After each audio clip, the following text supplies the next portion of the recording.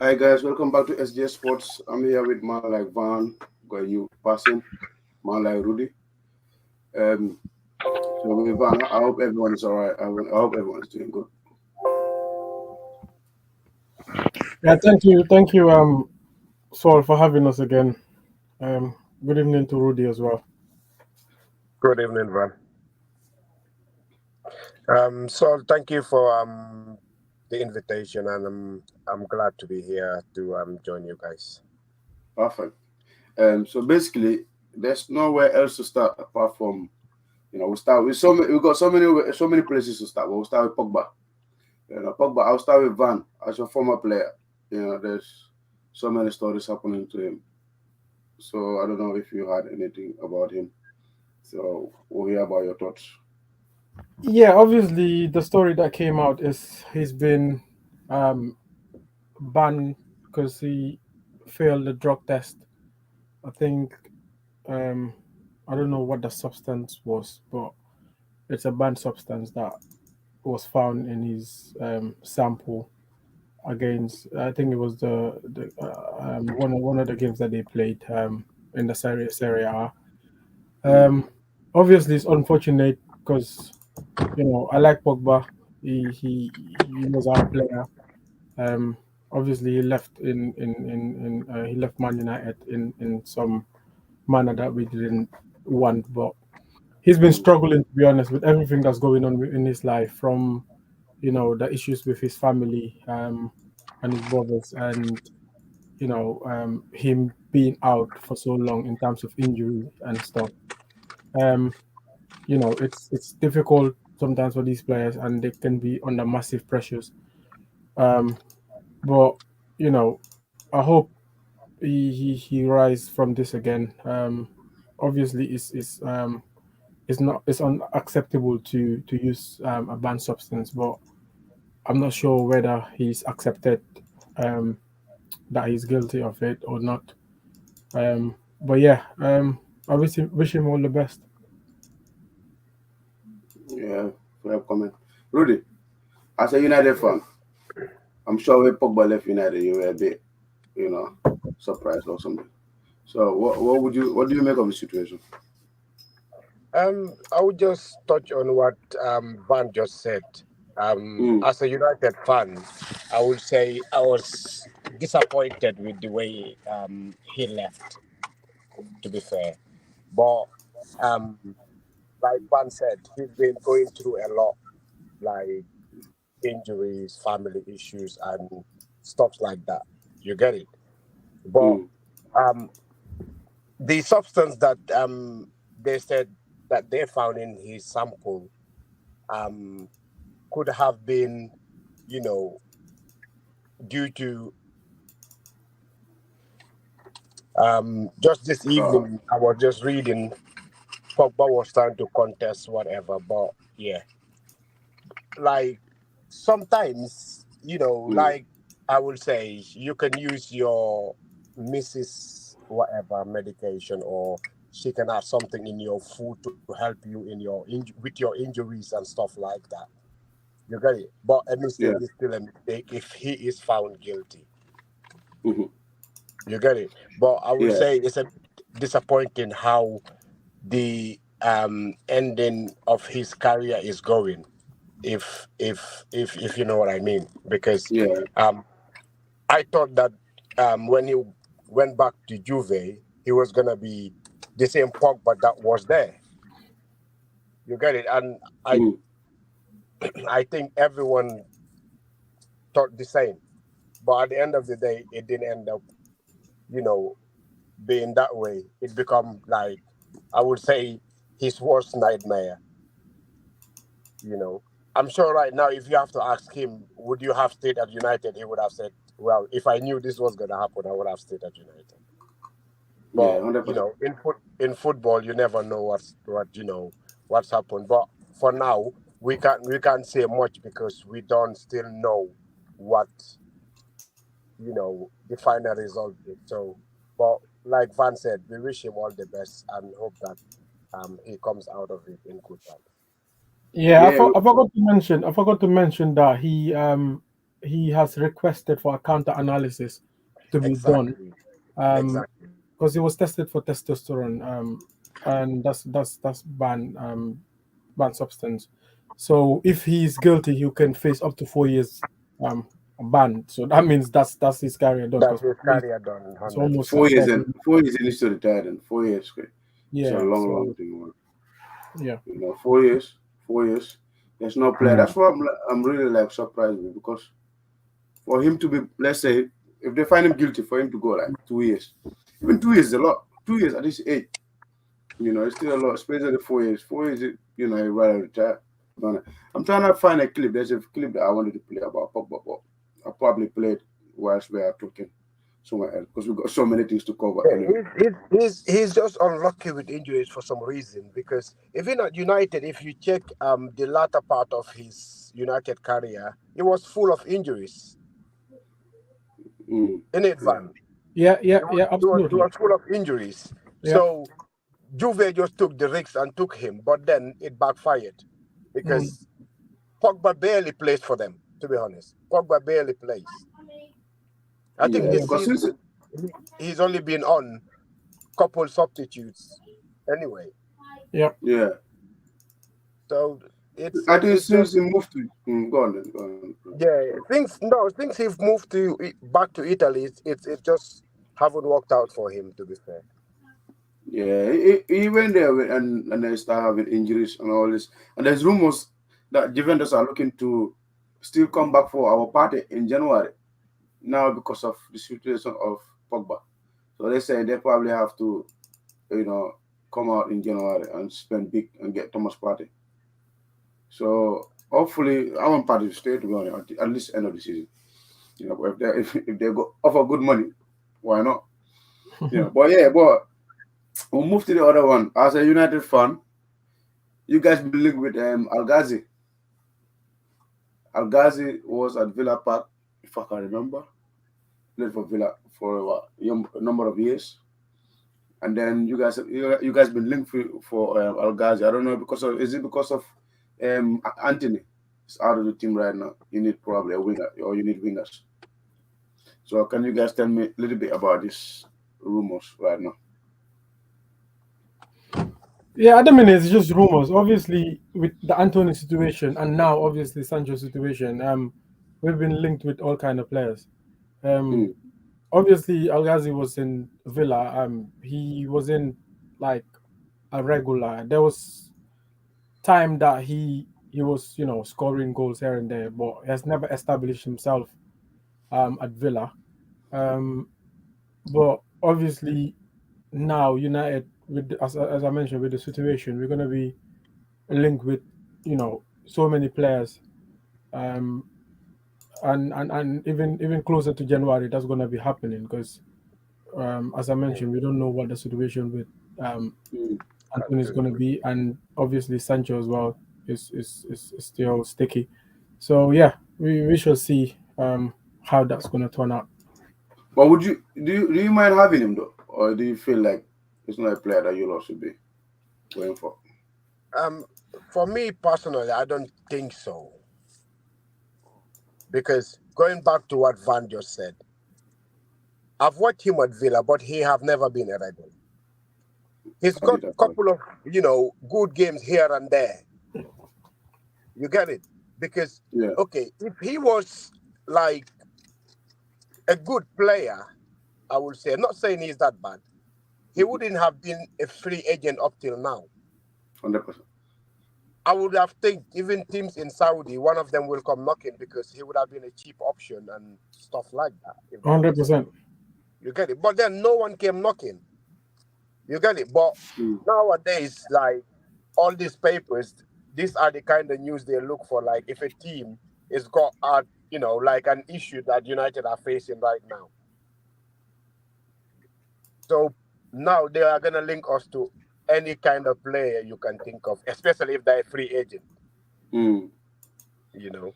But no, I don't think United are gonna make a move for him, to be fair. Yeah.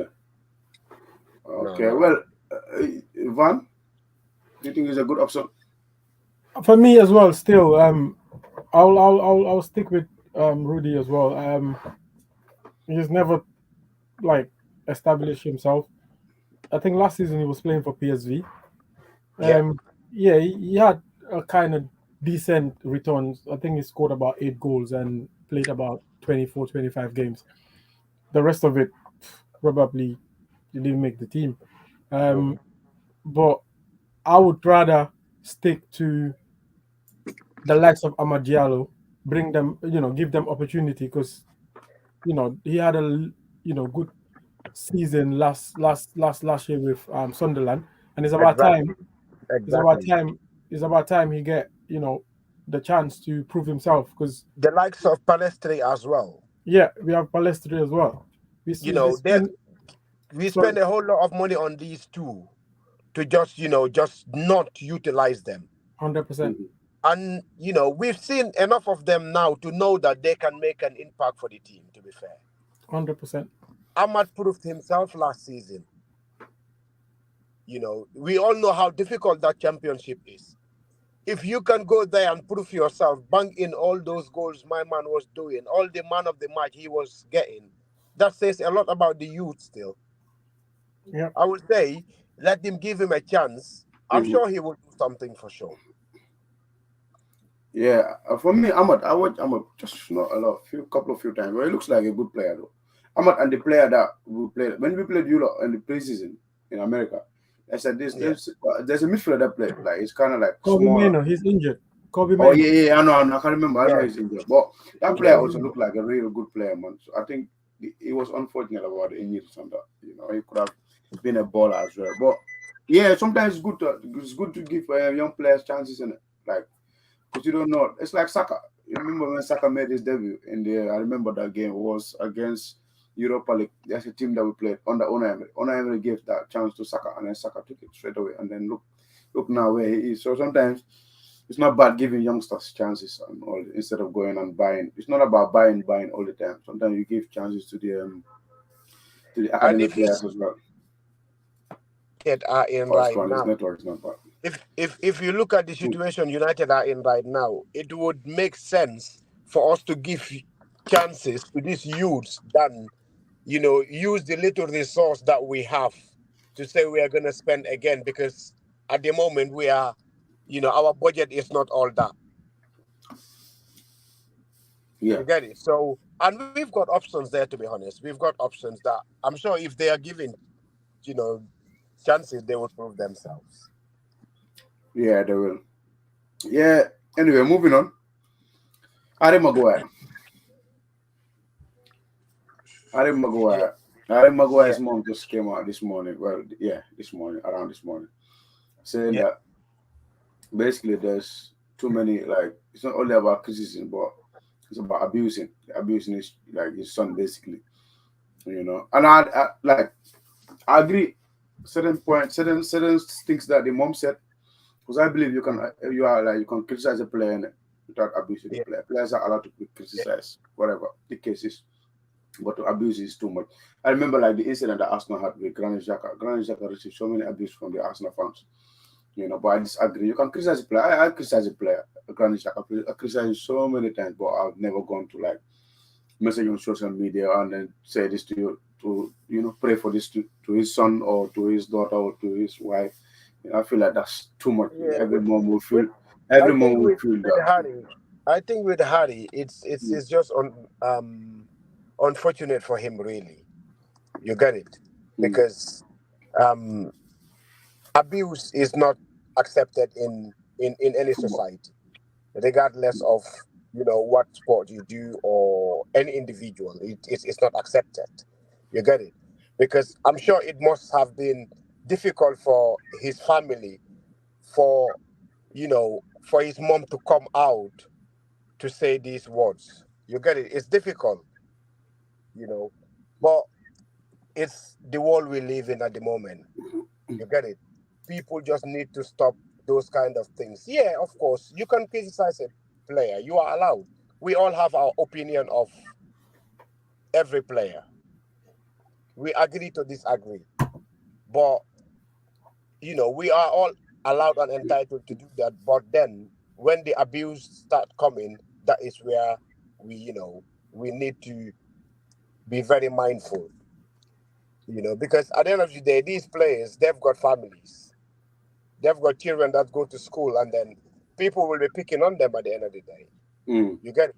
Because it's all over the country. Like, everyone talks about Harriet nowadays. Like, and things don't go his way. Everything he does, it's just, the opposite. Because You get it? basically, like But his mom said, yeah, quickly before you go, his mom said he was at the stands on the game yeah, against Scotland. So basically, he said that he saw the abuse that his son has been getting. So he feels like that's unacceptable. For his exactly. and his But then the well, mom also need to understand that game is a derby game. mm, Get it? The England fans were really supporting Harry. yeah, It was mainly coming from the Scottish fans, of which course. you would understand from a football point of view. Mm, You get it? They would use anything they can to distract the opponent. yeah, because Mhm. it's But rivalry. yet still abuse is not accepted. Yeah, 100%, 100%. Van, Yeah, absolutely. I agree that obviously in terms of the abuse and threats and stuff, that's that shouldn't be condoned. Um, in any walks of life. At the end of the day, he's a human being before a footballer. yeah, So that needs to stop.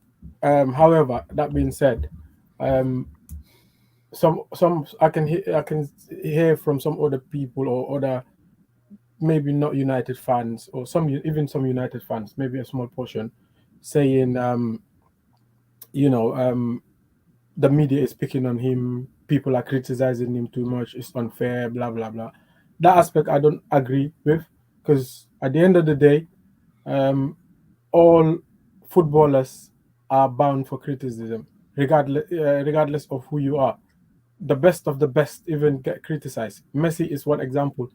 He's one of the best players, if not the best in the world. And so many times he has been criticized by Argentinian fans saying he doesn't give enough, blah, blah, blah, before winning them the World Cup. Um, let alone a player like Harry Maguire, who is week in, week out, costing, the team, especially Man United. And, you know, when you think about the amount of money that was spent to get him to United, he hasn't lived up to expectation. And um, for me, there's a couple of things that have contributed to his continuous drop in form. For example, um, it started since the time of Oli. Even if he played rubbish, he will still be in the team. playing. Yeah, No, even he was given the captaincy. He's not a captain material in my opinion. And for England as well, yes, he has got a couple of decent games for England and that, but now that he hasn't been, he's not being picked for Man United. Why is he in the England squad? Is he better than the likes of Tamori or other defenders that are playing week in week out? You know, giving 100% performances, good performances, and they're not being picked. So in that respect, like the England coach Southgate. um, Southgate is not helping the situation, because clearly Harry Maguire hasn't got any confidence whatsoever at the moment. Because everybody, even kids, know that they say it. Oh, Harry Maguire is rubbish. So When he came on not against Arsenal, but our ball boys were happy, man. They were clapping for him. exactly. So that is pressure. I commend the guy for turning up to the pitch with that pressure every day. I mean, every time he's on, but he's human. He's gonna suck up to that pressure, and that's gonna contribute to him doing mistakes on a regular. You Yeah. understand? Yeah, So they should be there helping him. These kind of coaches, taking him off the spotlight for the meantime. I respect what Ten Hag did when he came on, came to Man United like this season, taking off the captaincy from him. Telling him that obviously I'm not going to be playing you. And he had another thing is Harry Maguire had the opportunity to join West Ham. 100%. You know And what I I'm mean? still, Go, I'm still surprised he didn't leave. To be honest. yeah, go and revive your career. And I can understand. I'm not in his position in terms of, yes, Man United sign him, and he was supposed to be paid 200 to 250 grand a week, and for the length of his contract. Yes, he's demanding that Man United need to, honor that, and West Ham are supposed accepted to be paying half of that. So the other half, he said Man United should give him a kind of pay package for him to join West Ham. That's understandable, but then again, his situation, I think he should have just, don't think about the money part, because at least still he's going to be on decent wages. £150,000 or whatever a week at West Ham is decent. For him to go there, revive his career, at least that probably that would be better in terms of his mental health, in terms of his long-term, England career and all that. But he chose to stay at United. So I don't get that. That in that aspect, he's not helping himself. So to sum up, I don't agree with the abuse and everything, but him being criticized 100%, because at the end of the day, it's the fans that pay his wages, and people like me, I'm not gonna sit here and be pissed off every weekend getting beat because of poor performances, not just from Harry Maguire, but any player. Yeah, 100% Van. The other thing I want to mention is, do you guys think Southgate is helping the situation? Like, because I said he's not helping the situation by picking him, and that's not even fair. I don't, to be honest with you, I don't rate Southgate because, he's Mr. Nice Guy here and there, but at the end of the day, sometimes his decision in terms of picking the team, I don't get it. How can you be picking players like Phillips, who hasn't kicked much of football? That's the problem with me. That's the problem with me for Southgate, because Southgate, they say standards. You can't. Southgate is not an elite manager, to be honest. Yeah, 100%. You can't call Southgate an elite manager, because when Southgate is making the changes, everyone knows what he is doing. We all know who is coming out, who is going in, and who is coming out. We all know it. Yep. You get it? But like Van said, he's not helping this situation. He's not. Like, look at him. He was the first person to come out defending him. Yes, I agree with the abuse. But then, bro, he shouldn't be in the team in the first place. 100%. You've got established defenders playing for teams like AC Milan. AC Milan is a big European team. He's even got Ben White. Ben White is playing well. He's not even picking Ben White. So he's not big with Ben White. Ben White is not going to be picked. Yeah, Ben White probably got issues and all. But even though with those issues, as really mentioned, as a league manager, you should be able to sit down with players like that, national side, and then show this yourself. No, so Ben White. Don't worry about Ben White. Ben White is not good. Even if they were in good terms, Ben White is not going to play, bro. No, but okay. If he doesn't rate Ben White, you got Lewis Dunk. Lewis Dunk had a good game against Scotland. Play Lewis Dunk and bench Harry Maguire. Even though that game, Van, why did he take that Crystal Palace defender out and bring Maguire? Gay was injured. He was injured. He got injured. He was injured. That's why he took him off. But I don't know, with Maguire's stories. Yeah, I think Southgate is not happy. I think Southgate should not. But Maguire is his own downfall. He himself said it, that he just couldn't come to agreement with West Ham. So basically, it's there. It's not rumors. It's there. They wanted him. He admitted it. You get it? But like Van said, if I were in his situation, I would have just gone for my own mental health, for my own England future, because I know Southgate is going to pick me. Yeah. He was picking me when I wasn't playing. So how about if I am playing now on a weekly basis? I think if you got maybe Rudy, maybe at the time that I was talking about Maguire in the group, you were not in the group, but Van was busy at the time. I did mention this to the group. I said to them, I think Harry Maguire, it's about time for him to go. And then Amboy responded saying, why should he leave? Because the man you're offering better money. I said, bro, it's not about money. It's about your career now. You're playing at a team like Man U, a top team like Man U. The manager don't fancy you. Why can't you leave and go and play West Ham?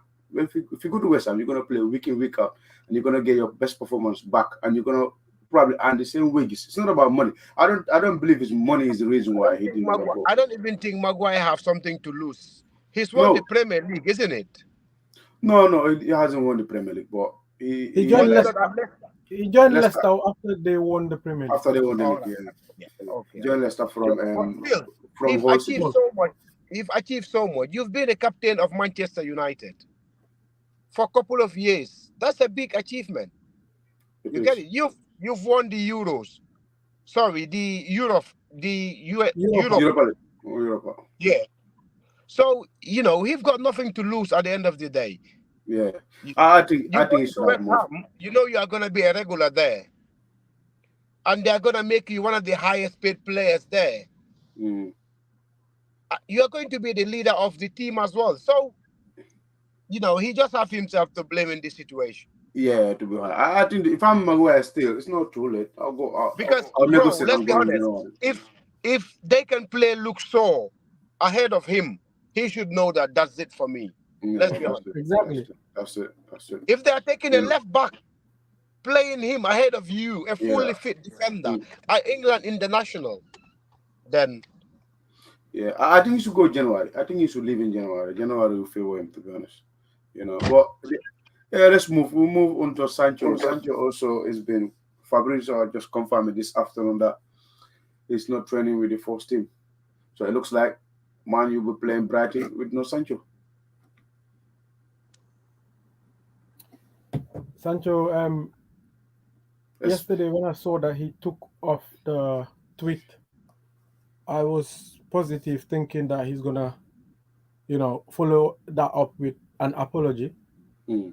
But it seems like that apology never came. He doesn't want to apologize, and obviously for that reason he's been relegated to train with the under-21s, and also he's going to be having his own training sessions as well. And he's not going to be picked unless and until he starts training with the first team again, and that's not just going to happen overnight because there's going to be some sort of a dialogue. But this is not helping him because even if you want to leave, right, you're going to have to be on the pitch to be performing so that teams will want to come and get you. 100%. I don't understand what's wrong with that boy, but yes, Ten Hag came out and criticized you on the media and stuff. But at the end of the day, Ten Hag is the boss. You understand? This is not the first time the managers come out and call out players. At the end of the day, you are an employee of that club, and you are supposed to honor that badge. You understand? Sancho, he didn't even pay back the respect that Ten Hag gave him, because not too long ago he was given 2-3 months to go and sort out himself. Do you know what I mean? Whatever happens, people have bus stops and stuff with managers, but as a player, you have to be disciplined. You have to have respect, and even whatever is happening, you can do it behind closed doors, because this is not going to tell well for him for going forward. Because any manager or any team that will want to sign him will have at the back of their mind saying he's got some disciplinary issues, and this is not the first time.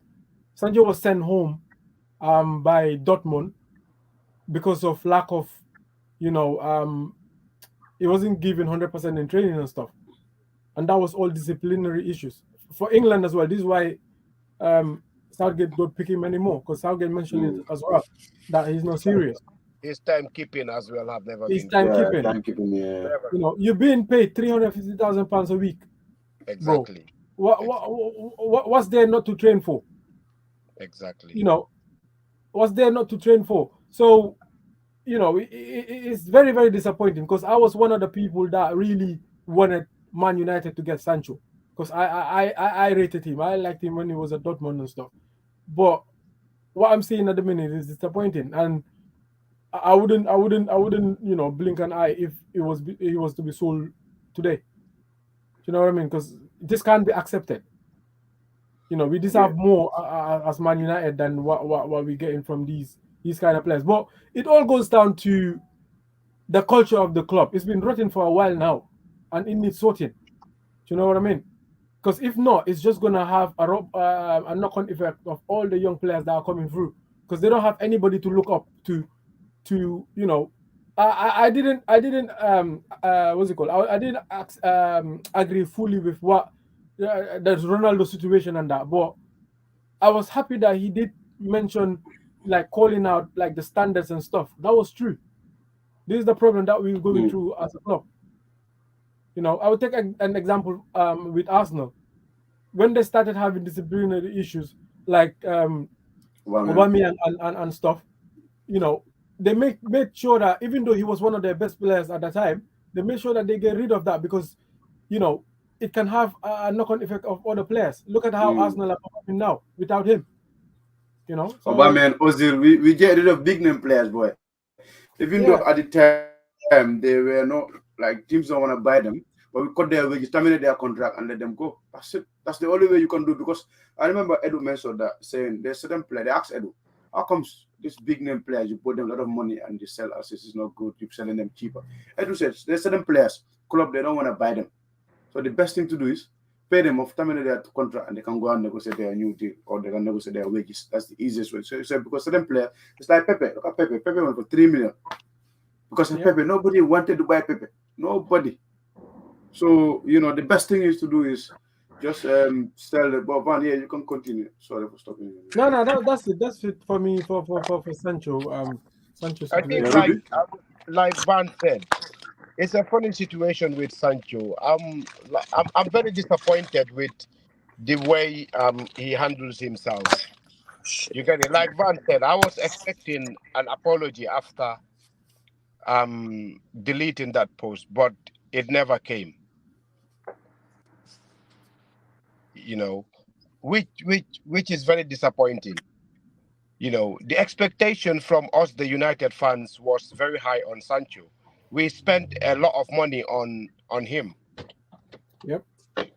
You understand? And if you look at the things that they keep disciplining him for, these are things that are very unprofessional for everybody. You understand? You don't expect, and working for a company and you agreed on a time, but then you keep coming at your own time. It doesn't work like that, does it? Yeah, especially the player that game multi-billion. That doesn't show respect to your colleagues. Because they are showing up on time. So why can't you? And this is a thing that have been going on and on and on. You get it? And like Van said, this was accepted time ago from other coaches. And now Ten Hag is like, nah, this is not gonna happen. I will have to put this in. I don't care what name it is, how much we bought you for. If you don't respect this, this is the rules. And from now on, everyone will be like, yo, you know what? I cannot, Mess with the manager. I can't mess up anymore because my man is on a strict one, which is 100%. good for the team. Because for now, Yeah. we are putting our team ahead of everybody, all of them in the team anyway. So whoever doesn't want to respect that, we the fans clearly are in support of the manager because at the end of the day, it's his job on the line. You are not gonna get sacked. It's him that is gonna get sacked if the result don't go his way. So Yep. sometimes you got to see it in that way. But with Sancho, it's just unfortunate that it ended up this way. But let's just hope it works out for him this time. Yeah, Rudy, quickly, last week we just talked about it. Do you think the manager is right calling out the player though? Let me ask you your opinion. I think yes, it's right. Because I've seen players that they've called out and they came out and proved the manager wrong. Van, am I wrong? No, 100%. Sometimes managers do this just to get a reaction from you. Exactly. Just to Jose fire you Mourinho up. did it. Jose Mourinho did it to what's it called, to Luke Shaw. Did Shaw come out and Pep start did it to De complaining? Bruyne. Yep. So these things happen, but it just fires you up. Yep. The next game you come up like, I'm gonna prove you wrong. But then Sancho never does that. Yep. And Yeah. he wouldn't say that he wasn't given enough game time. He was. Yeah, But you know what? You mentioned about this game time. Like I've spoken to most of these United fans. They're saying like Sanchez has been treated unfairly because of they feel like how to call it. Anthony is having more game time than Sancho, and Anthony will rubbish nearly what since he came to the club. So do you guys think that's fair though? Saying that Anthony's not been like That's not true. Maybe Anthony has aged a little bit in terms of game time, but Sancho has been playing. If you check the stats, Sancho has been playing. Okay. So that's not Yeah. that's not true. Yeah, we got Pamps in the building. Pamps, what is your take on it about Sancho? Yeah. Sorry, I'm late. I was out. But Always late, man. We're gonna start charging here. big up the guys. So what's my opinion on Sancho? Yeah. Yeah. So anyway, with Sancho, I'm with the manager, man, and I'm with the club.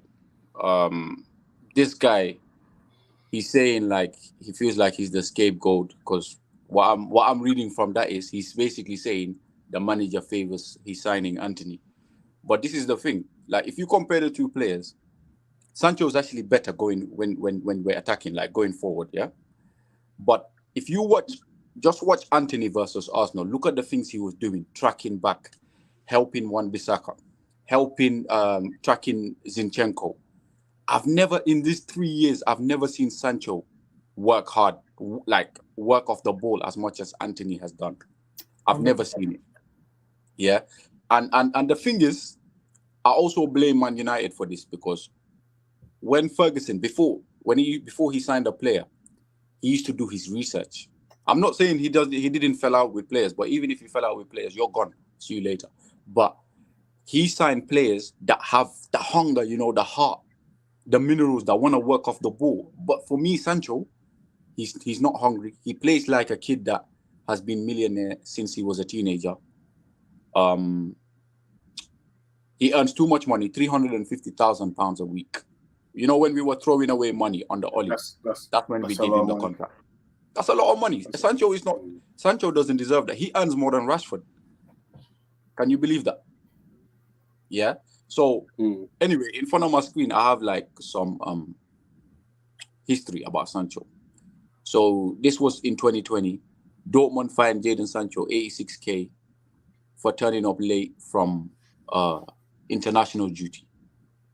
And then they fined him again due to a sleeping problem.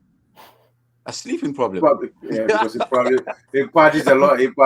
He come late night. How do you expect to go training when you come on? Let's say come 5 o'clock or 4 o'clock. Okay, I understand he was young. Was young. No, still no excuse with that. Still. Exactly. Still no excuses, right? But you can say, okay, Sancho, he was young. And this is Emre Can on Jadon Sancho, yeah? Because Can, I think at one point he was the captain for Dortmund. Yeah. He said, Jadon is a great player, no discussion, but he has a lot to learn. You see? And then Lucien Favre, the manager, when Sancho was there, the expectations of Jadon are enormous, but that is dangerous. So these are signs. These were warning signs for United. These were already warning signs. And somehow, I don't know how the hell we missed this. But for me, you had the chance to say sorry, even if you're wrong. See me, if I was in his position, even if Sancho is right. But quickly, before you move on here, who was signing this players like the Sancho and all without doing the research? Is it Edward? Oh, I don't know. Edward. The same people. Ed Woodward, what's his name? Mortar. Mortar, yep. It's the same people. Basically, it doesn't matter. Spending that amount of money and you don't research on a player, that's mad. But this is United for you. This is United for the last 10, 12, 11 years. This is Man United for you. So for me, like, even if I was just saying, like, even if Sancho's right, yeah, even if Ten Hag is favoring Anthony over him, I would have still apologized because now he can play. Anthony's gone for months. Pellistri is not ready for me, in my opinion. He can come on as a sub, but you are the professional, the seasoned professional, and you don't want to apologize. Nah, man. This guy, he doesn't care. He needs to apologize. If he doesn't want to apologize, then that means he's not ready to be at United. He doesn't want to be there. Then he probably feel like he said, he probably feel like he's been used as a scapegoat. But before you continue, my thing is, the last thing I'm gonna say. I think secretly, Sancho knows that he can't make it at United. I think secretly he's been struggling since he came. And United, you've seen a lot of great players. They come, they have the ability, but can you wear the shirt though? Like, can you keep the shirt? This is the problem. I think secretly he knows that he wouldn't be able to make it, and he's just making up an excuse to get out. That's what I But think. do you think with the time that Sancho, when you signed Sancho, do you think the environment helped Sancho? Because at the time you had so many managers as well. Who signed Sancho? Was it Oli? It was Oli, and then he played on the Ranić, and now Yeah. Ten Hag.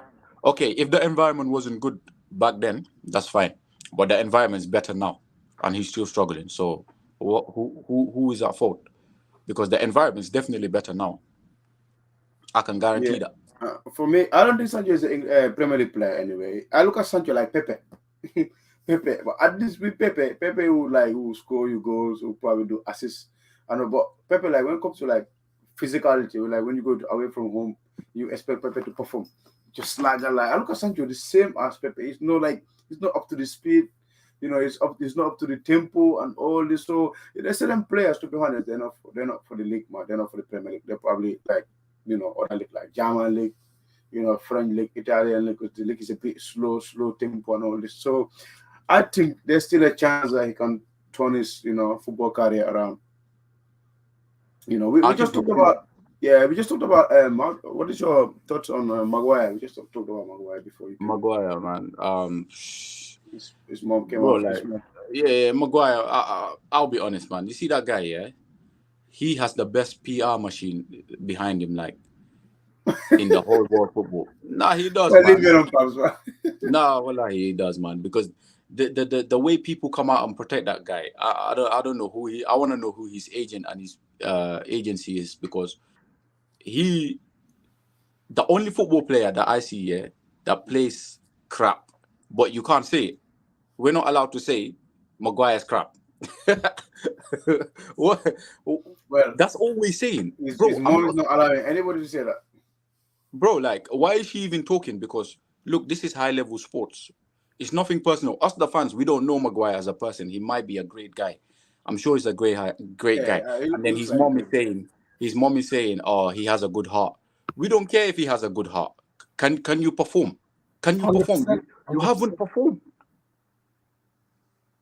You haven't performed. All the time you've been here, you have not performed. You had I think it was the early 2020 season. You had like an okay patch for like 6 months or something. And then you went back to being shit. You haven't performed. You're 190 grand a week. Yeah. West Ham offered you 100 grand. You said you wanted 12 million from United.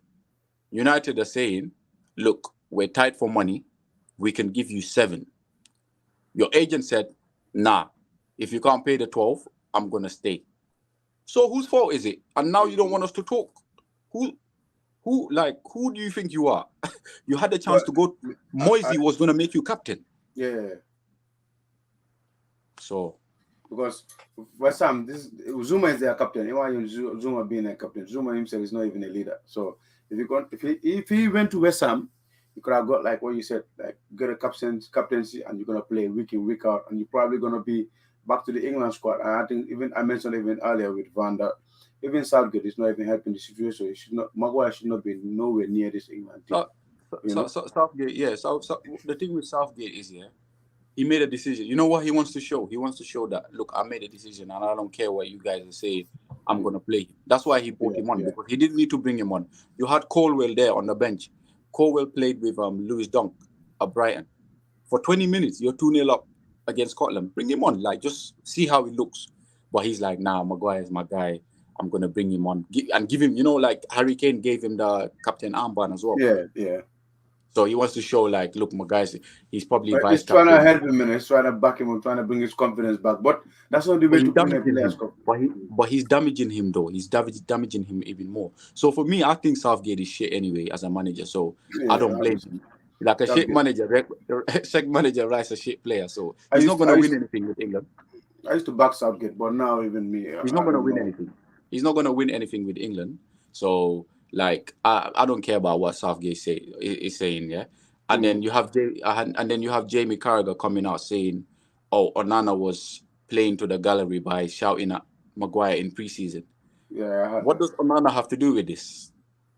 I'm saying basically, Onana is using Why? alcohol. Yeah, why Maguire. are you bringing Onana? Why are you bringing Onana into this? Onana has nothing to do with this. He made a rubbish pass in preseason, and Onana told him about it. That was it. That's all that happened. Yeah. Anyway, we'll move on to the Premier League predictions. We'll talk Okay, about the game. and let me just say one thing. Yeah, Go on. Van will know because he's a United fan. Maguire, he's always coming out saying some crazy things. One time he said he has nothing to prove. There was a time he said he has nothing to prove. There was a time I think we lost the game. He said, "Oh, yeah, well, I know we conceded, but the striker should be scoring." It's never his fault, It's criticizing the striker. bro. It's never his fault. It's never his fault. And his family, the people around. And there was a time when I think he was getting heat, and then his social media team put out a like a highlight thing of him putting 40-yard balls. 40-yard passes. Yeah, I saw that. I saw that. You saw that, yeah? Yeah. So Bro, that guy just needs to leave our club. That's the bottom line. And just leave, he's man. rubbish, man. He's rubbish. Yeah, but anyway, we'll move on to the Premier League. We'll discuss a few games and then we'll do last the predictions. We'll start with 12:30 on Saturday. Liverpool versus Wolf. Liverpool are going away to Wolf, Malawi Stadium. So, how do you see that game going? Does Liverpool win? Wolf are not great either. So, go on, Van. You go. For me, Wolverhampton, they've been struggling this season. They need a goal scorer. They sometimes they play in bits, but they can't just seem to find the back of the net. And this has been going on since last season. Yeah. Even against us, even against United, we didn't play pretty well, but they couldn't score. You know what I mean? So they could have won that game, but they couldn't score. So I don't see them beating Liverpool. Even though at home. Yeah, even at home. I'm gonna go for a Liverpool win. No, we'll do the prediction later. We'll just go around. Oh, sorry. Yeah, it's okay. You good. The next one, Pam. Sorry, you move. Yeah, bro. Like for me, like I agree with Van. I can't see Wolverhampton doing anything to Liverpool. I think Liverpool are gonna win. And you know what? Today I was somewhere and I thought about Gravenberch plays for Liverpool, and I just put my head down like this, bro. They actually had a good summer. They actually had a very good summer, man. They did. So there'll be too much. I think there'll be too much for Wolves. Yeah, the next one, our hometown, Villa versus Crystal Palace. Villa playing at home. Because they lost. Liverpool beat them. What was the score last time? Was it 3-1? 3-0, I think. No, 3-0. 3-0, yeah. So Villa right now, Unai Emery is under pressure. Well, not yet, but it looks like if he loses this game, it's going to be under pressure because he spent so much money this summer. So teams are, Villa fans are expecting, and the system that he went to Liverpool, how can you go to Liverpool and play like you want to play like attacking or play the ball from the back? When a team like Liverpool, they're deadly at home, no matter how good they are or how bad they are, So I think he made a mistake. So I expect them to bounce back this weekend, to be honest. Yeah, I think same. I think obviously they've done it before. They beat Liverpool. Was it last season that they beat Liverpool? Was it home and away or something like that? They really had a good, They actually beat Liverpool like 6-something, innit? Yeah, I remember. 7-2. Yeah, that was a high scoring game. Yeah. So I think he went with the same mentality that he was gonna, do that again. But obviously, you mentioned Anfield is always tough, and on the day he just had it wrong.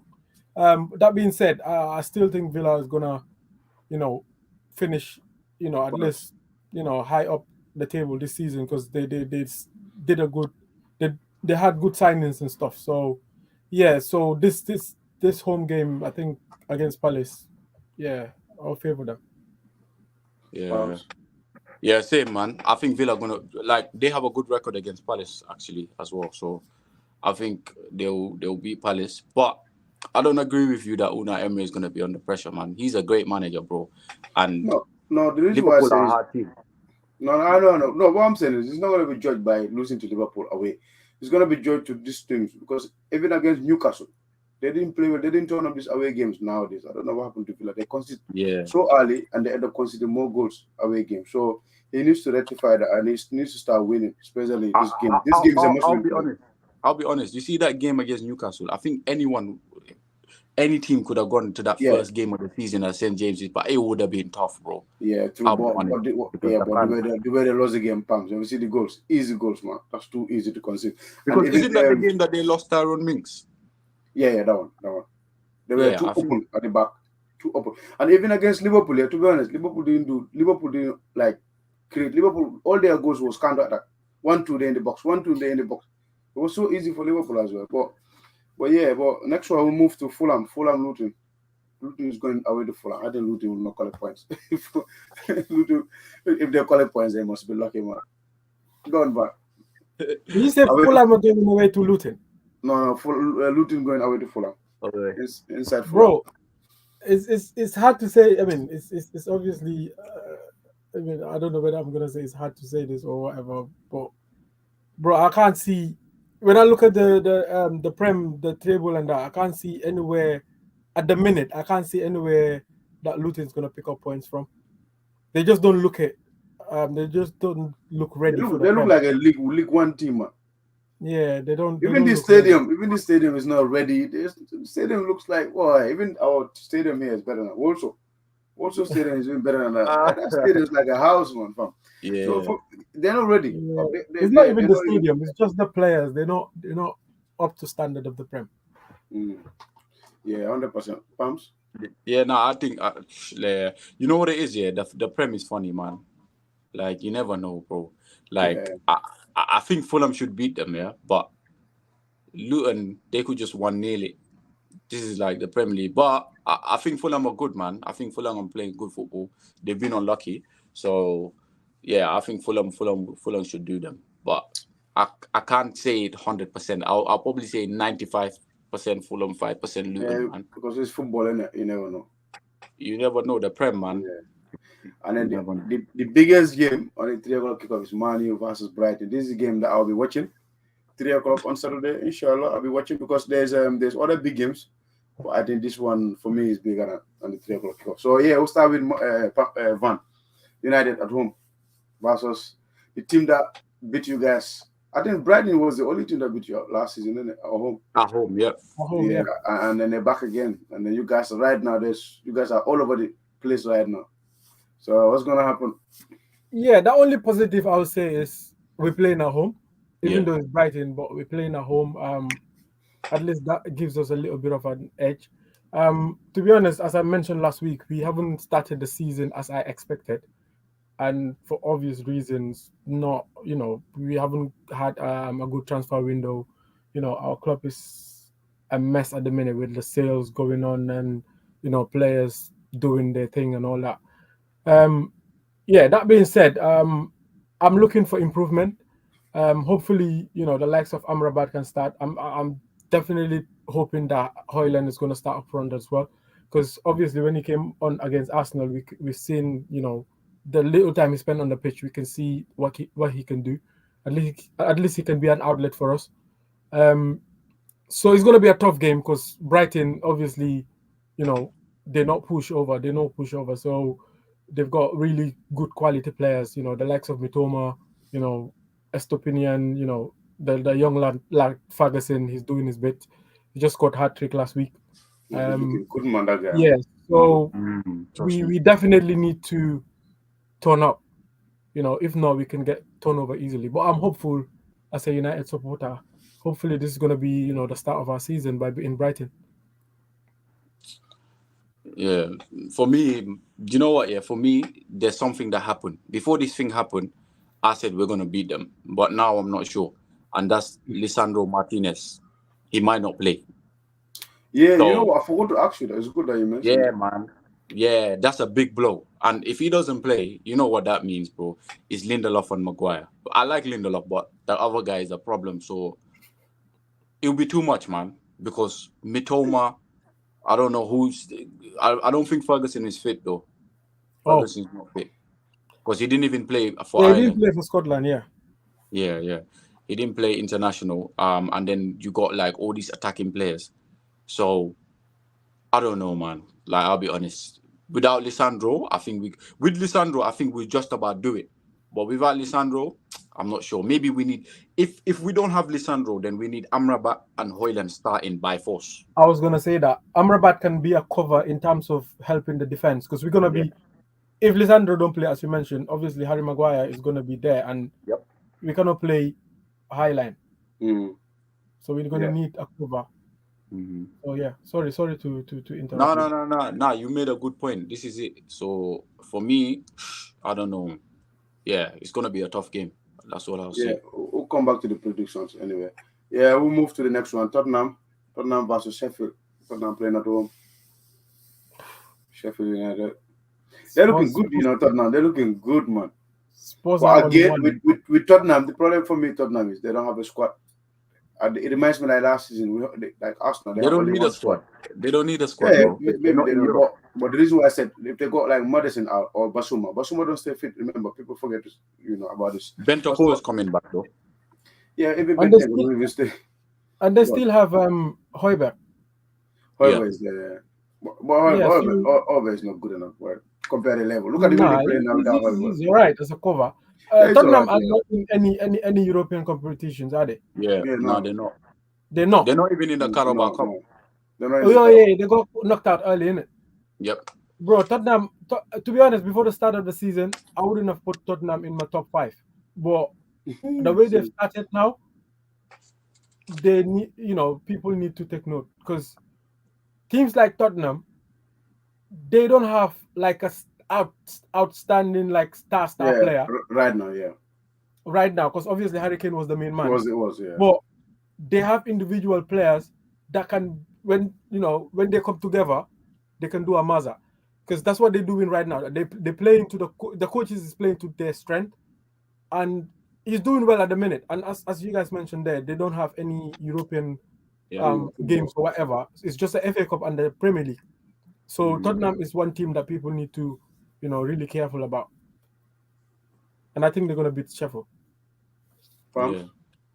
Yeah.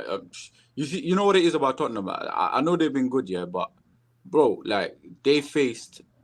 I was gonna mention that, but go on. Bournemouth. Who else? No, I'm just saying. Man U. But if you watch the match, I know. If we took our chances, that was a different game. Because that game, they've been giving you guys chances. A lot of chances. But they have improved. Like, they're definitely not going to be... If they face any top team, they're definitely not just going to let you have chances. They will attack. Like, 100%. That's one thing that's guaranteed now, yeah?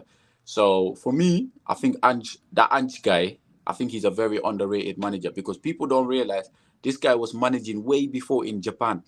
Like, he's been managing for years. He's been managing. I think 20-something years he's been managing. So he has a lot of experience. Yeah, he has. And what I like his signings as well. He signed a Van der Ven, the defender. He signed a goalkeeper as well. The Italian, the Italian goalkeeper. People in Italy, they're saying they should drop Donnarumma for that guy, by the way. The Italian defender, Tottenham goalkeeper, because he can play up on the back and Donnarumma can't. So I think, tough place though, Sheffield United to go. No, it's inside White Hart Lane, so it's inside Tottenham. Oh, is that White Hart Lane? Okay. They'll win. Yeah. Well, no, for me, I feel like Tottenham haven't had it. I think the big test for Tottenham is next week. Next week they're going to the Emirates on Sunday, Super Sunday. Okay. So that game will show me what Tottenham are all about, because I believe like they played you guys, like you mentioned there. They gave you guys so many chances. And I think the chances they gave you guys, if they give those chances to Arsenal, they're not going to come back. They're not coming back to that game. But I'll say one thing. Sorry, not to cut you off. I'll say one thing, Arsenal are not as good yet as they are last season, but Tottenham. For now, that's like a couple of games ago, and I expect us to come to bounce back and start. You say that every week.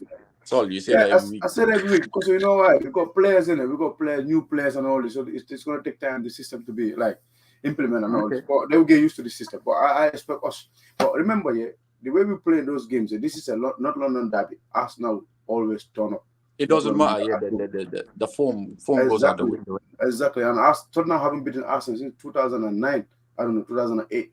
It's a very long time they haven't won at the Emirates. So they have a poor record at the Emirates. No matter, even when Tottenham was great, they still struggle to beat Arsenal away. They don't even draw. I think they draw. We draw once. You know, but yeah, well, moving on. We'll move to the next one, Man City. They're going away to London Stadium. West Ham. I think this is a big game. West Ham are looking good, you know.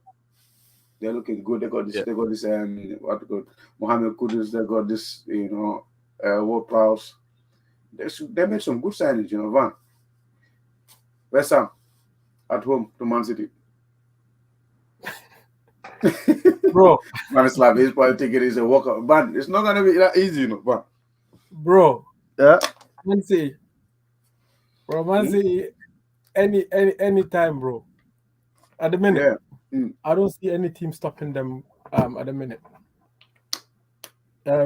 They just, the thing is, you know, last week I did mention this.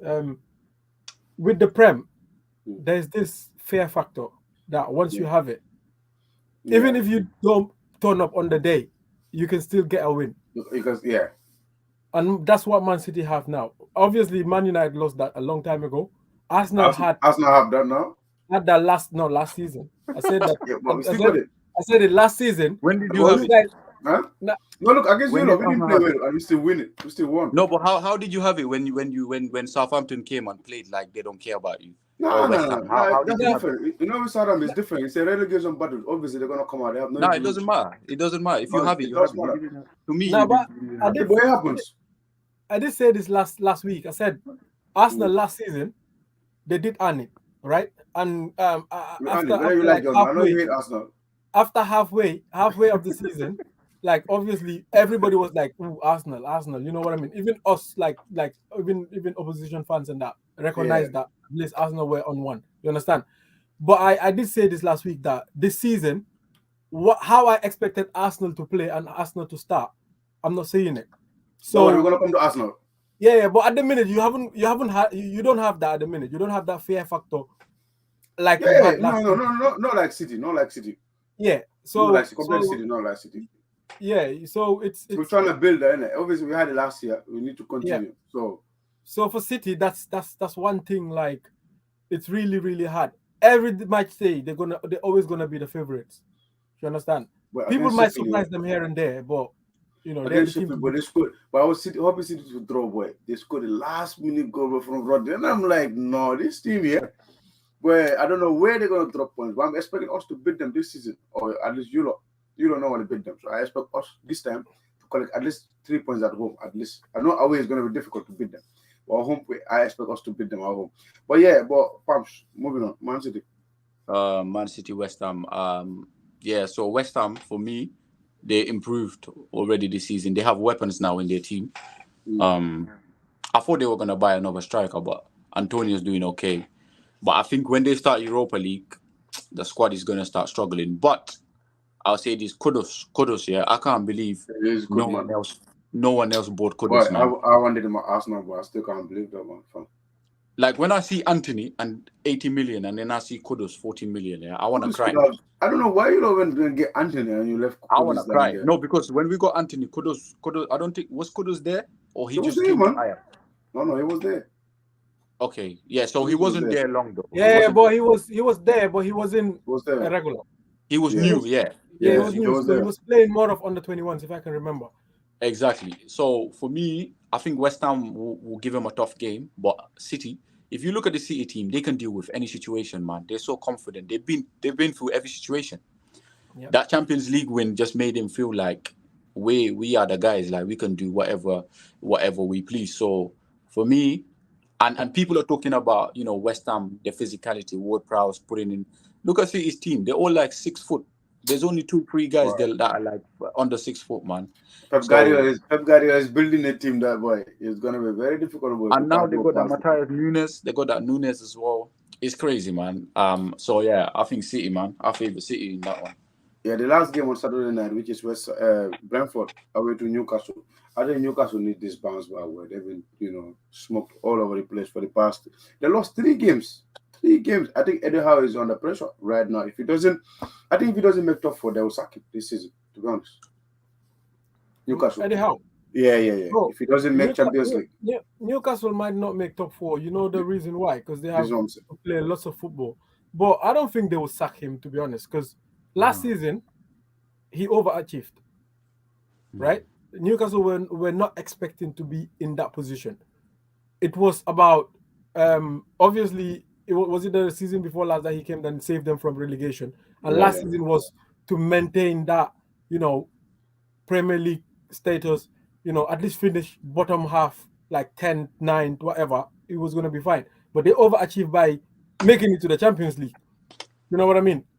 If you look at their plan, 3-4 year plan or whatever, the Champions League was not going to be in the second year, guaranteed.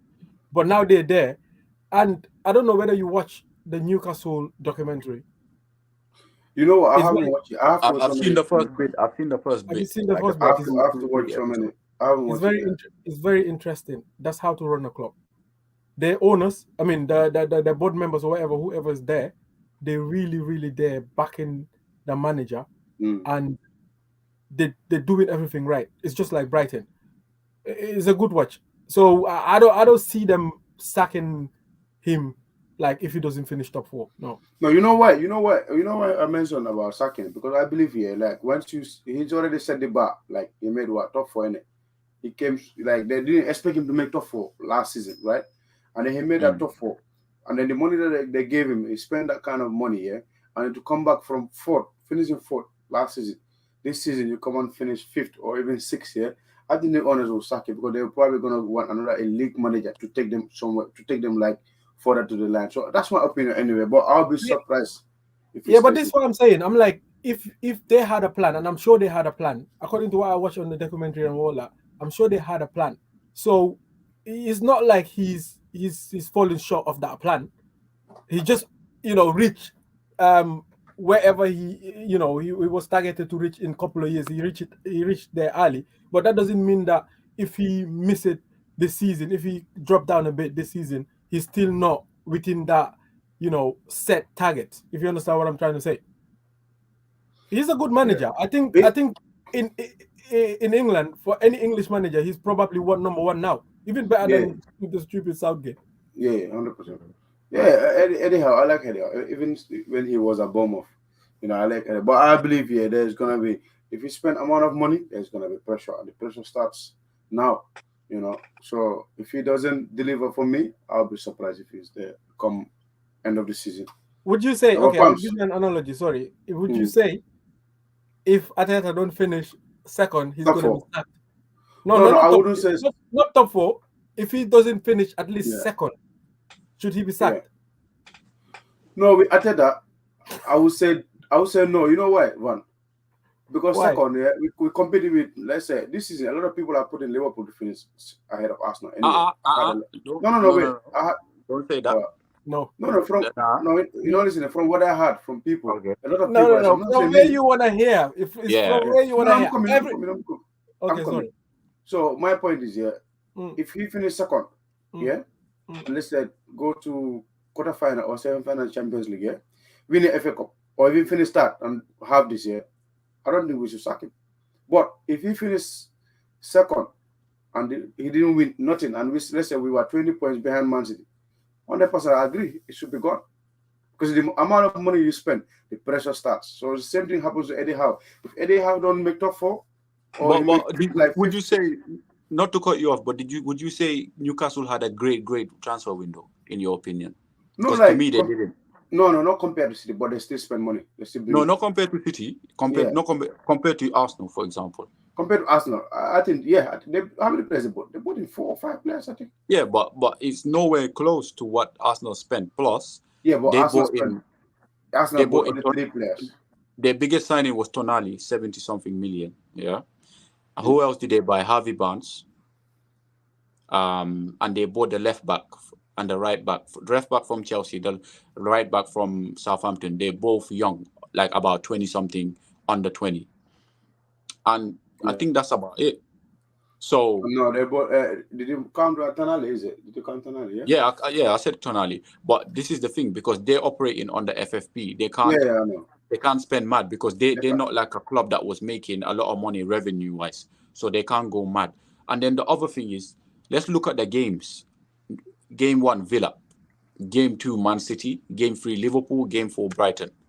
bro, any team could lose 3 out of 4 Nah, of that but game. wait, fam, hold on. Against Liverpool, the manager didn't like the players didn't turn up. But even against Okay. Liverpool have they have like 10 men at home. You still Okay. cannot beat a 10-man Liverpool side. So you think, okay, so for me, in my opinion, if Eddie Howe doesn't get top 4 this season, after saving them from relegation and then getting them Champions League, he has to be allowed he needs to be allowed to build his team, in my opinion. He might allow. If they sack him, football is finished for me because he is doing a good job. Yeah, he is. To be honest, he is. But my point is, when you get owners like Arabic owners, and look what happened to Man City when this guy was there, Pellegrini. What happened to Pellegrini? But the Arabic owners didn't expect Champions League this season. They did not expect Champions League. He won a trophy. He won a trophy and he qualified City to the Champions. What happened? They feel like Pellegrini cannot take them to the next level. They sack him. They bring Pep. But this is different. This is different because Newcastle are not trying to be like City. They're taking it very slowly. What Van said. They've been very careful. They're taking it very slowly, but they're trying to overtake City in the future. Yeah, well, not now. Yeah, not now. Yeah, I get you. But what I'm saying is, well, that's my opinion anyway. I believe if you spend, I think the same thing happens to Arteta. Arteta is under pressure. He needs to win something. He needs to. Whether it's with Carabao Cup, which I hate to say. I thought you don't like the I don't like it, but even if Arteta don't win anything this season and he finish like 4th, he's not gonna get sacked. Yeah, 100%. The board will not sack him. Yeah. I'm 100% with you. But personally, me as standards, if they ask me to sack Arteta, if he finish 4th or 5th, I'll sack him. 4th or 5th, no Champions League, nothing, no trophy. He needs to go because if you spend that amount of money, it's like our jobs in it. If you are under pressure, the owners, like the owners are paying you huge of more money and you're doing certain job, you're not doing your job properly. You can clip this if you want. Arsenal not gonna win any trophies this season. Yeah? Okay. How about Man U? Man U gonna win anything? Man U, to be honest, right now I would say no. They're not gonna win any trophies.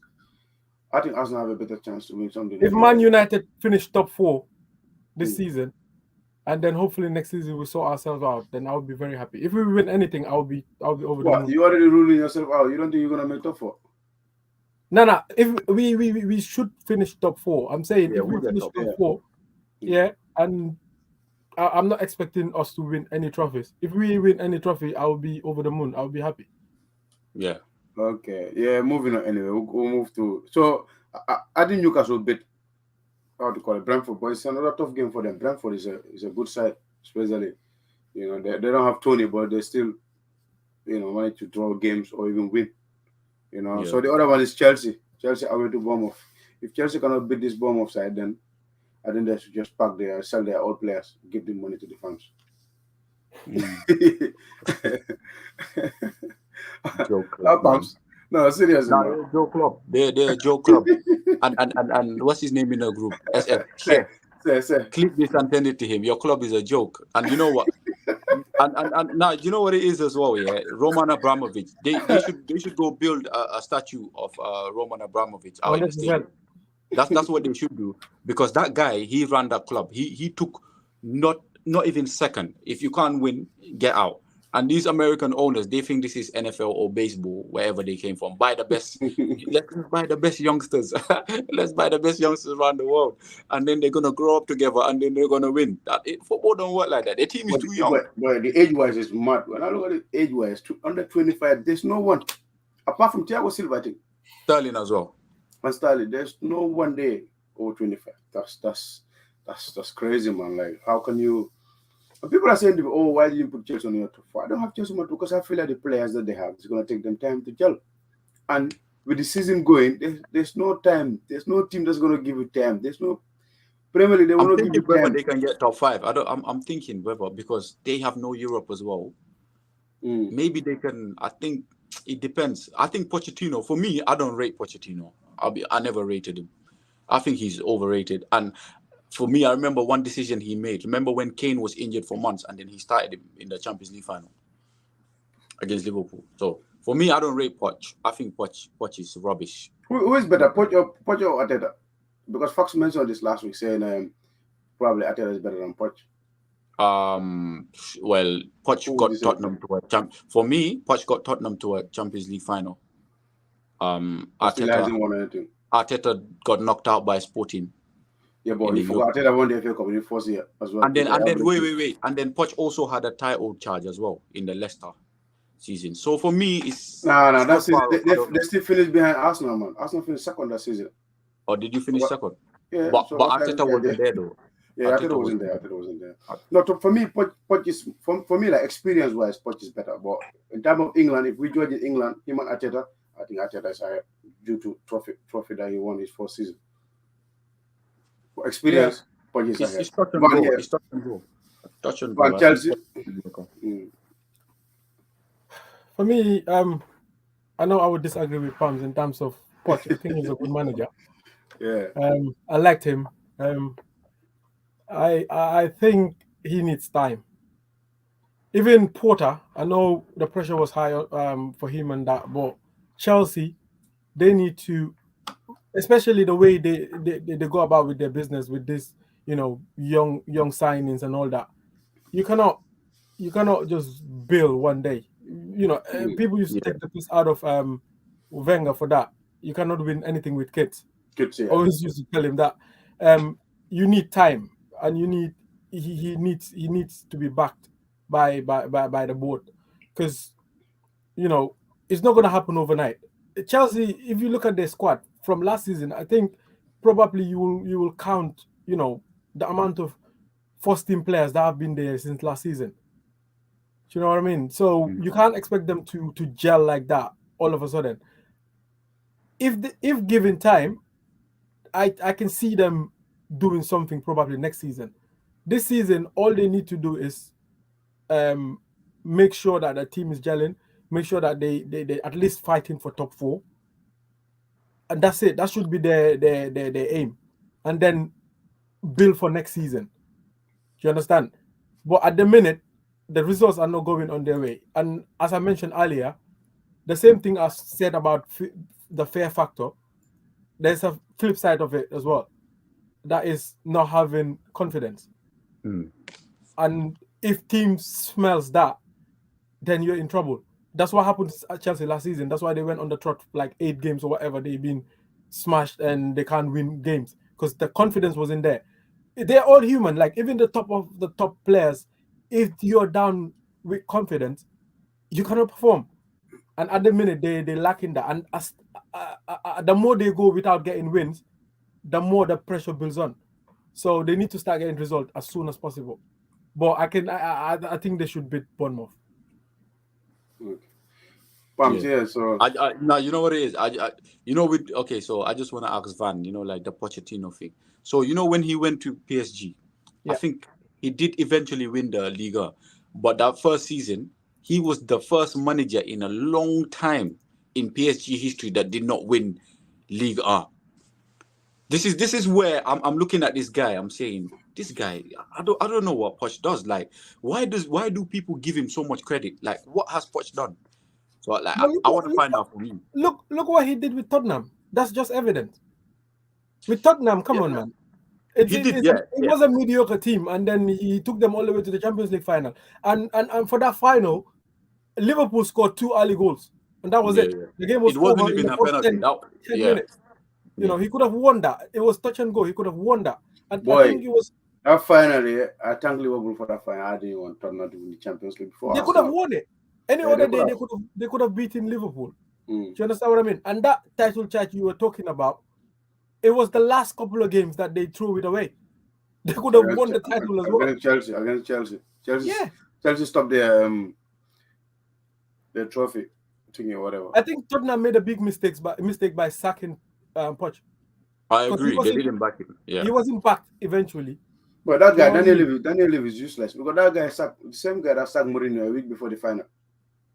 He doesn't like trophies. He likes to see Beyonce come and perform in the stadium. On Twitter, I'm having these Tottenham fans running their mouth saying, "Oh, we're in a title chat." I'm like, bro, you're not in a title chat. If you don't even have title chat, if title chat is.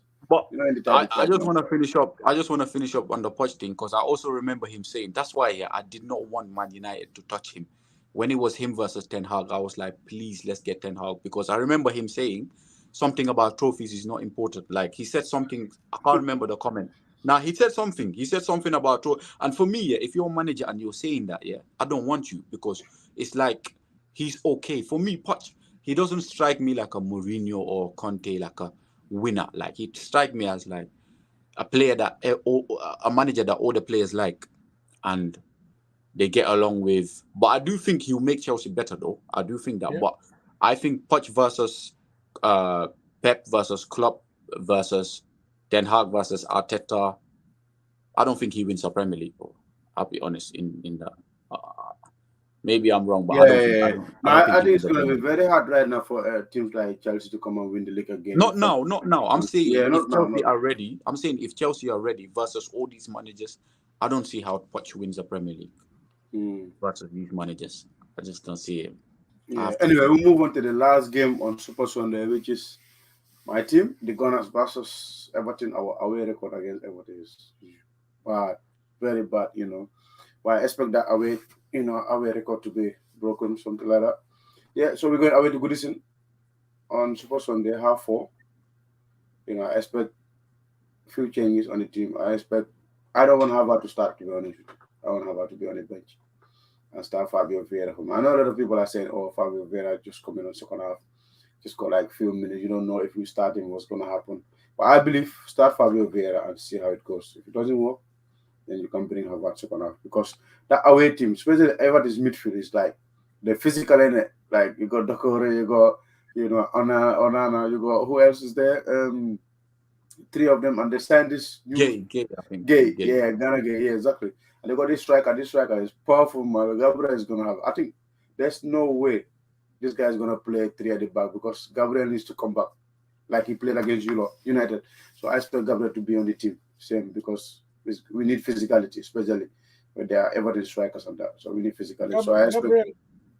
Sorry, go on. So I expect us to go there.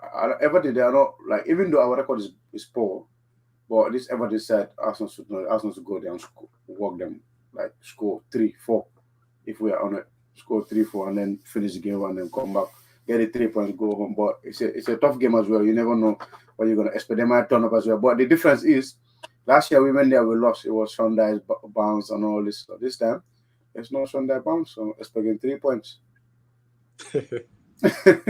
Van. Yeah, you're talking about physicality. Yeah. Gabriel struggled against Hoyland. Yeah. For 20 minutes. So that's his first game though. First game of the season. So you can give him whose first game? Gabriel. Yeah, and that was Hoyland's first game as well. Yeah, but it's different. Hoyland came in second half, it was fresh. Hoyland came in second half, it was fresh. It was fresh. How is it different?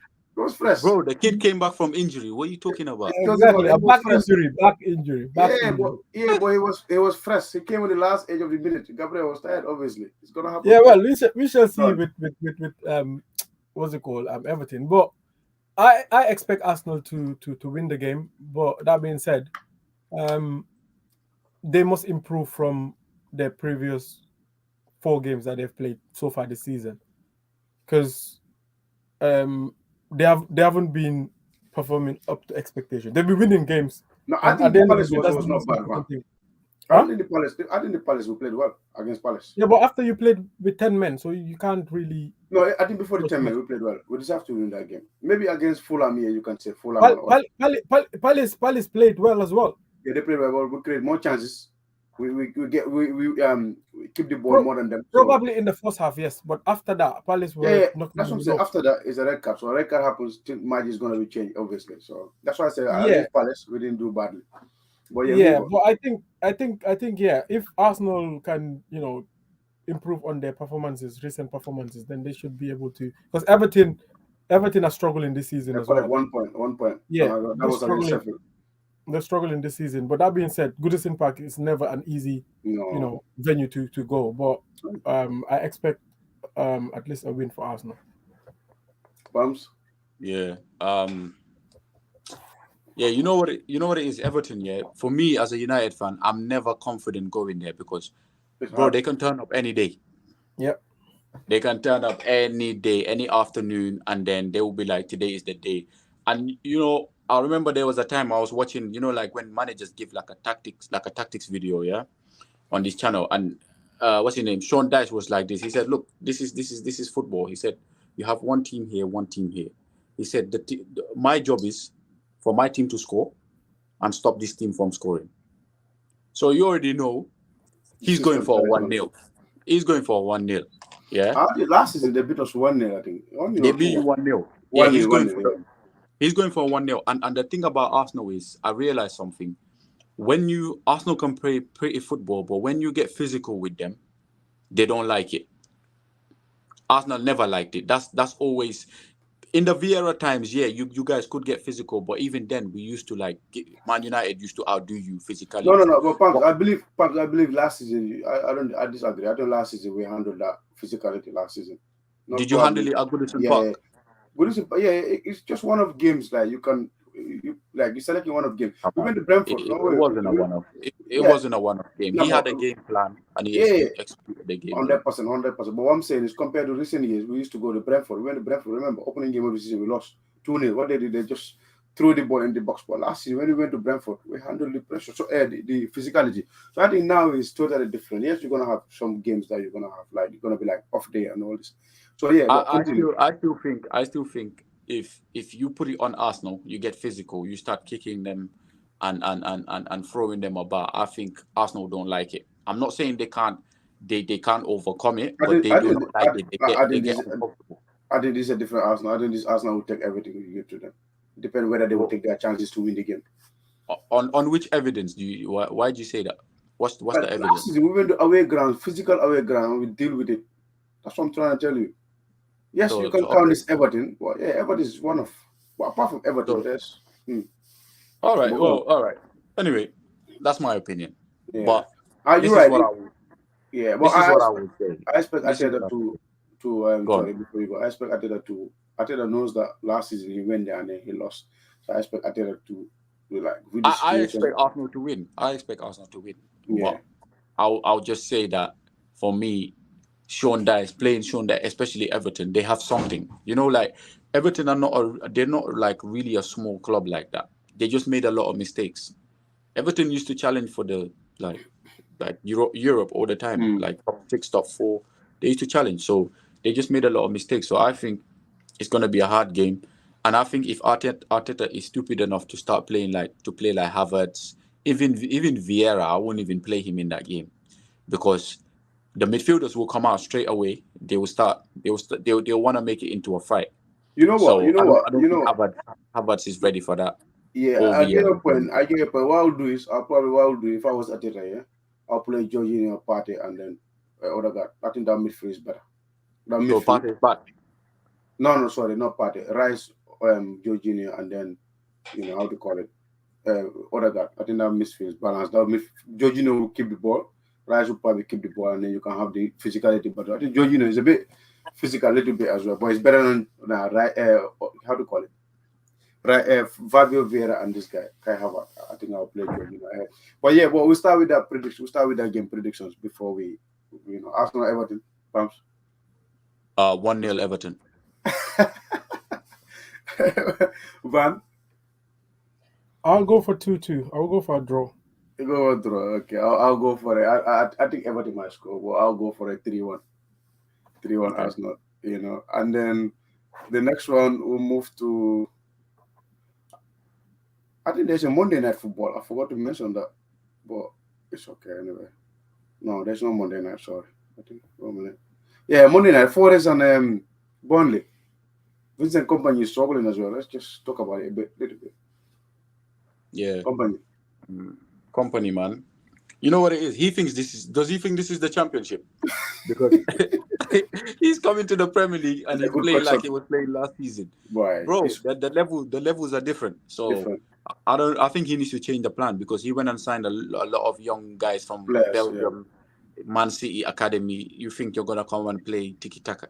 So even that Forest, that's a hard. I'll say Forest will win that. I'll be honest. Yeah, because Forest is playing at home anyway. Yeah, I'll say Forest will bully them. Yeah, I think Forest will win as well. Van? Forest is a tough team, man. Especially at home. You can't predict them. But as you guys mentioned, Burnley haven't been living up to expectations as what they were doing in the championship. It's a different ball game, obviously, but I think it's gonna be a tough game. I'll go for a draw. Draw, okay. I'll Yeah. go for Forest to win 2-1. I think Burnley will score at least a goal. Pumps? Yeah, no, I'll go for Forest, maybe 1-0, 2-1. 1-0, 2-1. Okay. So quickly, Chelsea versus Bournemouth prediction. I'll go for this one is tight, you know. I want Chelsea to win, but Chelsea they don't take their chances as well. I'll go for a draw. 1-1. I'll go 3-0 Chelsea. Wow. Yeah, I'll go 2-1 Chelsea. 2-1 Chelsea. Okay. And then Wolf Liverpool. I'll go for 2-0. huh? 2-0 Liverpool. 2-0 Liverpool. Yeah, I'll go for I think Wolf will get a goal at least. I'll go for 3-1 Liverpool. Yeah, I'll go for 2-0 Liverpool as well. Yeah, Aston Villa Crystal Palace. I'll go for Villa to win. I need Villa to bounce back this game. They have to. So I'll go for I think Villa are good at home as well. I'll go for 3-1. Last time they smoked Everton, man. They beat Everton 4-1. I don't know, 4-0. So this game is at home, so I expect them to beat Palace 3-1. And Palace, they're going to be without Gale as well, the defender. Oh, really? Yeah, he's out. Well, I don't know how long he's going to be out, but it looks like he's going to be out. He might be covered on Saturday. You know. So, yeah, Villa? Van? I'll go 2-1 Villa. 2-1 Villa. Pumps? Yeah, I'll say 3-1 Villa. Yeah, next one, Fulham versus Luton. I'll go for Fulham to win 2-0. 4-0 Fulham. Wow, 4-0. I'll say 2-1 Fulham. Yeah, next one, the game I'm gonna watch tomorrow. Well, today's what? Today's not Friday yet, is it? Saturday. Saturday, Man U versus Brighton. Ooh, if Maguire is playing, I heard you saying 3-1 to Brighton. But I'll go for it. But I don't know if Martinez is not fit, is it? It's a question mark. I don't know really. Question mark. Okay, right now I'll probably change my mind come Saturday. I'll put on a group. So right now I'll go for Brighton to win 3-1. I know you will score a goal. You're playing at home, so Pumps? Man, I don't know, man. Like, bro, we have a good home record, man. Yeah, I don't think Brighton will beat us. Maybe they'll get a draw, but I'll say 1-0 United. Okay. Van? I'll go with the same 1-0 United. Yeah, man, I have confidence in it. Okay, Brighton. Tottenham versus Sheffield. I'll go for Tottenham to win 2-0. So, I'll say Tottenham 3-1. 3-1, okay. Van? Tottenham on fire at the minute. I'll go 3-0 Tottenham. 3-0 Tottenham, okay. West Ham versus Man City. I'll go for a surprise win this time. This will shock everybody. I'll go for 1-0 win for West Ham. 1-0. I know it's likely to happen, but I'm going to stick by that. 1-0 to West Ham. You know, the thing about this game is like when Chelsea played there, they didn't take their chances in it, but I think Man City will. So I'll probably say if they give those chances to Man City, Man City will yeah, I think 3-1 Man City. Van? I'll go 4-1 Man City. 4-1. Wow, that's nice. Newcastle against Brentford last game. Newcastle against Brentford. I'll go for this one. I'll go for the draw because Brentford is good as well. They're a good side, man. I'll go for the draw 2-2. I'll say Newcastle, man. They're gonna be hurt from that Liverpool before the international game break. So I think they lost to Brighton. That was the last game. Was it Brighton before the Liverpool one? After Liverpool, then they lost to Liverpool, and they lost to Brighton away. Brighton. Yeah, I think they're gonna be hurt, man. So I'll say Newcastle maybe 2-0. Is it home or away for Newcastle? It's home. Home for Newcastle. Home for Newcastle. Yeah. I'll go 3-2 Newcastle. 3-2. That's a tight. Because Brentford they will score. You know, but yeah, I've got a couple of questions before we go anyway. Yeah. Jude Bellingham, is he gonna be world class? Is he world class? Bellingham. For me, Yeah. nah, he's not world class for me yet. But I did say, I remember 2 years ago, I was having a debate with a friend, and he was telling me that I was basically telling him that Jude Bellingham is gonna be the best England midfielder over Rice. I'll say Yeah. he's the most talented. So for me, Yeah. even if you watch the Real Madrid games, yeah, he's not like he's running the game, It's a but box he's to box scoring. midfielder. Yeah, no, he's scoring like the decisive goals. So for me, he has the ability to be world class, but not yet. He's getting overhyped, not yet for me. Van? He's in the right trajectory to become a world class. Because if you look at his peers, as in the players that he's competing with, like in his age group, the GHAZIs, all the youngsters that are balling at the minute, Yeah. He's there and about. He's doing his thing, and sometimes we forget that he's 20. Mm. Do you know what I mean? He's super matured. He's a quality player at the minute, as Pams mentioned. He hasn't reached that world class status yet, because obviously that comes with winning trophies, individual and both individuals and team trophies and stuff. But I can see him getting there. Yeah, I agree. I think he's not world class yet, but there's more into him, and he might have more time, more years. So football needs to develop better as well, and the football will Yeah. develop whilst he's at Madrid. So he'll He's develop. class though. He's definitely class. Yeah, he's a good footballer, And then the last question on the night is Casemiro or Rodri. Who would you love to have on their prime? On their prime, Casemiro or On Rodri? their prime. Because I cannot say now, because if I say now, it's not going to be fair for Casemiro, obviously. Nah, So on their it prime. depends though. Like it depends, because it depends what team you're building. Because for No. Rodri, I'm asking you, like you're a United fan, who would you Yeah. rather have at your football yeah, but club? that's what I mean. Okay, you got to hear what I'm saying. That's what I mean. Mm. So if you're playing a team that's possession based, yeah, you will take Rodri. But if you're playing a team like that Real Madrid team that won the 3 Champions League trebles, they won possession based. They were very good on the counter. Yeah. And like quick with the ball, like quick transition. So if it's a quick transition counter team, Casemiro, possession based, I'll take Rodri. That's my answer. Well, That's my answer, man. Bro, mine is straightforward. Casemiro all day, because probably maybe in the future Rodri will get to that stage of winning all those trophies and running games and stuff like as Casemiro has done. But your question is prime. If it was for now, prime, today, yeah.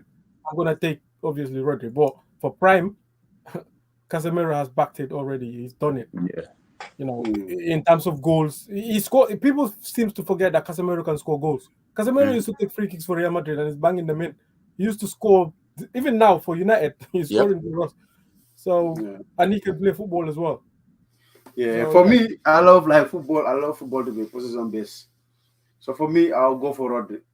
But Casemiro is class as well. It's world class, but I'll go for Rodri because I want my midfielders like Partey to just share the ball, take some touches or extra passes. I think Casemiro can do all this, but Rodri, for me, Rodri is I hate to say Rodri's class, man. He's good. And the thing is, don't be surprised. If Casemiro and Amrabat start, I think Casemiro will go forward even more, and Amrabat will sit. Do you think Casemiro has got the legs though to go box to box? Not box to box. He just has to pick his moments. Because didn't you see last season some of the goals he scored?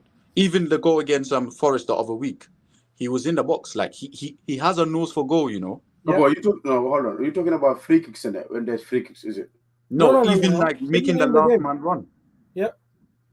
Even in the games. Yeah, that's definitely what's going to happen anyway. Amrabat can't do that role anyway. Amrabat is more of like a conductor. He will come and drop deep, receive the ball, and then when it comes to, defending as well, he can drop deep. But Casemiro is going to be the one that's going to be doing that.